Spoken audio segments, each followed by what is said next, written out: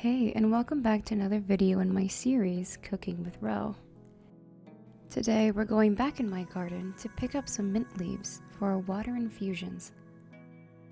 Quick update. I took this last weekend off to explore the surrounding areas, from the lakes to the woods and the foggy mountains, scouting for places for my next video and shoots, so I can start taking you to the beautiful hidden places that I've discovered here. So, I apologize in advance, but this video will be a rather short, brief interlude, as I focus my energies onto a non-cooking based video for next week. Or at least, that's the hope. During the summer, I love to infuse water with herbs, fruits, and vegetables, just to change it up a bit. Now, I can't promise that it will cure you of your soda addiction, but it can make water that much more refreshing and interesting. In addition to increasing your vitamin intake, infused water can also increase your natural water consumption. Water helps to speed up the body's metabolism, boost energy levels, prevent cramping, and many other important benefits. But not everyone enjoys the taste of just plain water, so that's why we infuse it. These mint plants are a local variety that naturally grow outside of the nursery that I pick up my plants from. Bob, the owner, was kind enough to gift them to me in exchange for some mint water. Mint is highly invasive. All types of mint are fast-growing, spreading plants, so you must give them a place to spread without getting in the way, or plant them in a pot or planter like I do. Mint sends out runners that spread above and just below the ground, quickly forming large, lush green patches. Again, for this reason, this is exactly why I plant my mint and many of my other vegetables in my garden in these raised garden beds.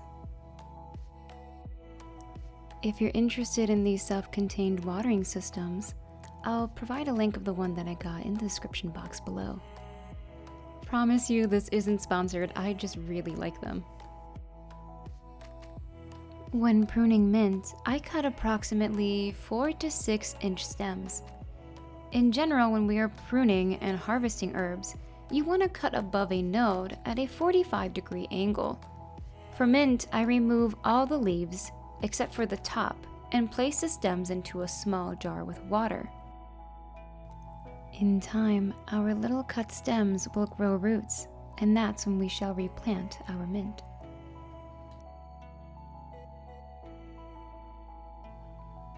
Now, I know a lot of things have happened this past week, both globally and personally.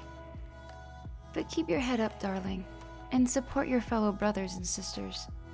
For the success of a social species, like us humans, is not to live in an isolated, independent silo, but rather to foster interdependence.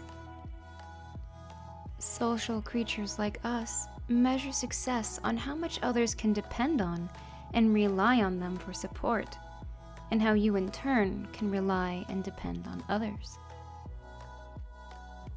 Maybe you're living alone in the city like I was, or maybe your family isn't so understanding or open-minded, or maybe you're just with friends who you don't have that much more in common anymore. But know that where you are, you're not alone. The more you express who you are, the sooner you will find your like-minded folks. Your vibes will attract your tribe.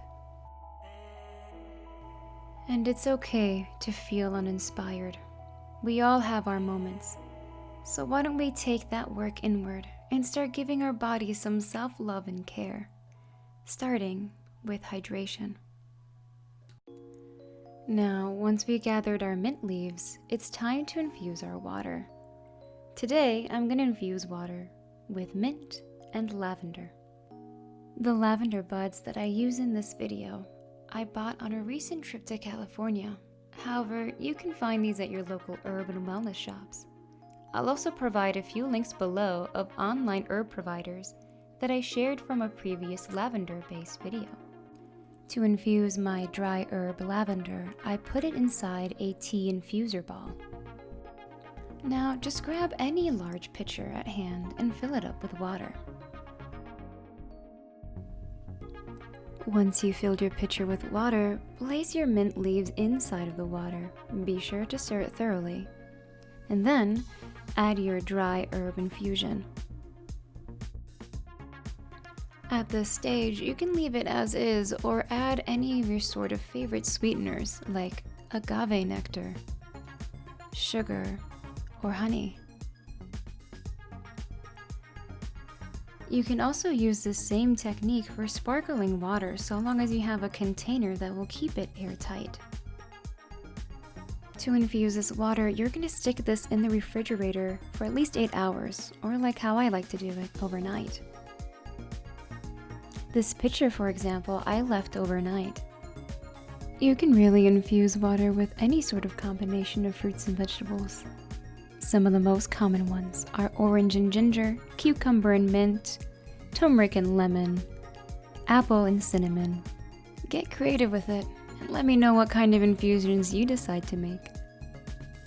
As always, if you enjoyed, please comment, like, sub, and follow me on IG. Stay hydrated out there. See you next week. Ciao.